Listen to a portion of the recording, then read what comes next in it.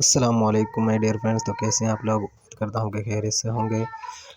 तो जो new students हैं, सबसे पहले आपने वीडियो पर क्लिक किया, इसके लिए शुक्रिया। उसके बाद जो न्यू स्टूडेंट्स हैं उनसे गुजारिश है कि मेरे यूट्यूब चैनल को सब्सक्राइब करें ताकि आपको आने वाली मैथ की तमाम लेटेस्ट वीडियोज़ की अपडेट मिलती रहे। तो आज मैं आपके लिए वीडियो लाया हूँ जिसमें हम बात करेंगे कि एक अगर हमें सेट दिया गया हो तो उसका डिटरमिनेंट किस तरह निकालना है, यानी मक्ता किस तरह निकालना है। तो आज हम सीखेंगे कि हम मक्ता किस तरह निकाल सकते हैं। तो सबसे पहले चैनल को सब्सक्राइब कर दें और बेल आइकन को प्रेस कर दें। अब चलते हैं सीधा वीडियो की जानिब। तो अगर हमारे पास एक सेट दिया गया हो, सेट क्या है, a = -1 2 1 0, ये सेट के अरकान हैं। ये सेट दिया गया, हमें इसका मक्ता निकालना है। तो हम क्या करेंगे? तो मक्ता निकालने के लिए सबसे पहले मक्ता किस तरह लिखते हैं कि जिस सेट का मक्ता निकालना हो उसके दोनों साइड पर ब्रैकेट्स नहीं लगाते बल्कि सीधी लाइनें लगाते हैं, जो डिटरमिनेंट की अलामत है। जिस तरह ए को लिखा है, इसके दोनों साइड्स पे लाइन लगा दी, इसका मतलब है कि हम एक मक्ता निकालने लगे हैं। तो आगे भी आपने लाइन ही लगानी है, डिटरमिनेंट या ब्रैकेट को नहीं लिखना। तो आप देख सकते हैं यहाँ पे हमने दोनों तरफ लाइनें लगा दी और सेट को लिख दिया। इसी तरह लिखना है, ठीक है। पहली दफ़ा इसी तरह लिखना है एक दफ़ा, क्योंकि इससे हमें पता चलेगा कि ए का मकता निकाल रहे हैं। तो हमने लिखा। उसके बाद जब मकता निकालते हैं तो जो पहला रुकन है और तीसरा रुकन है, पहला और आखिरी, इन दोनों को ज़रब देते हैं, ठीक है। और दूसरा और तीसरा इन दोनों को ज़रब देते हैं, यानी पहला और आखिरी। अब जिस तरह ये एक सेट है, इसमें पहला और चौथा इन दोनों को ज़रब देना है और पहला और दूसरा इन दोनों को ज़रब देना है। तो अगर हम लिखें, देखें हम क्या लिखेंगे। सबसे पहले लिखेंगे -1 को, यानी ब्रैकेट में इनको ज़रब देना है। तो आप लिख लें, लिखने से ज़्यादा समझ आता है। तो आपने लिख लेना है क्या कि -1, और इसको इस दूसरी ब्रैकेट में लिख लेना है इसके साथ 0 को, ठीक है। तो यहाँ पे हमने 0 को लिखा। उसके बाद यहाँ पे आएगा माइनस, और ये माइनस हर तरह के डिटरमिनेंट में आता है। किसी भी तरह का मक्ता लेना हो, ये कांस्टेंट है या ये समझ लें कि आप ये फार्मूला है कि अगर 4 रकम हों, मसलन ए बी सी डी, तो ए को डी से ज़रब देंगे, माइनस बी को सी से। तो ये माइनस हर एक में आएगा, ये आपने याद रखना है। किसी भी तरह का मक्ता निकालो, ये माइनस एक कांस्टेंट है, ये नेगेटिव एक कांस्टेंट है, तो इस वजह से हर एक में आएगा। तो यहाँ पे हमने दूसरी वैल्यूज़ लिख दी, 2 और 1, यानी 0 और 1 को ज़रब देना है, यानी पहला और आखिरी रुकन ज़रब देना है और दूसरा और तीसरा रुकन को ज़रब देना है। तो अब 0 को 1 से दें ज़रब, 0 को 2 से दें, 100 से दें, तो इसका जवाब 0 ही आता है। तो हम कहेंगे कि 0 का जवाब 0 ही आ गया। उसके बाद माइनस का माइनस आ गया, तो अब 2 को 1 से ज़रब देंगे तो क्या जवाब आएगा, 2 एकम 2।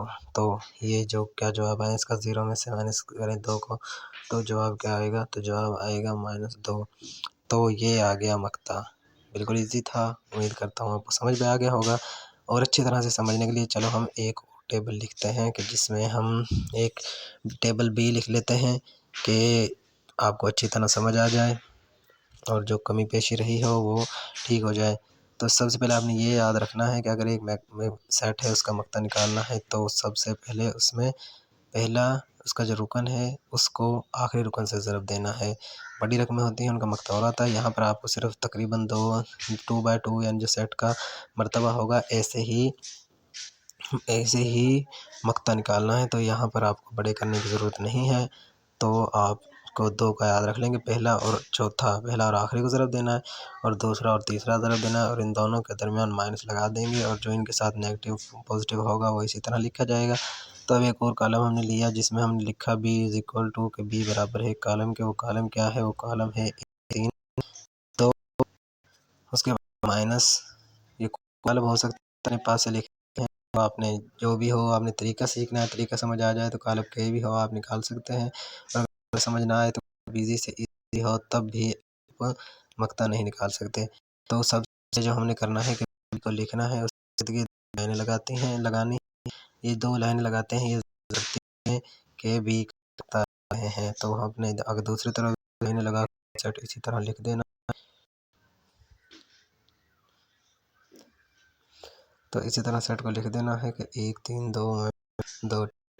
तो अब हमने सीखा कि मक्ता किस तरह निकालते हैं। जो पहला रुकन है उसे चौथे रुकन से ज़रब देते हैं, पहला रुकन है उसे चौथे रुकन से ज़रब देंगे। तो पहला रुकन क्या है, 1 है, ठीक है। और दूसरा रुकन क्या है, इसके ब्रैकेट लगा देंगे। अब 1 ज़रब भी लिख सकते हैं, लेकिन ब्रैकेट नहीं लगा दें, वो ज़्यादा बेहतर होता है।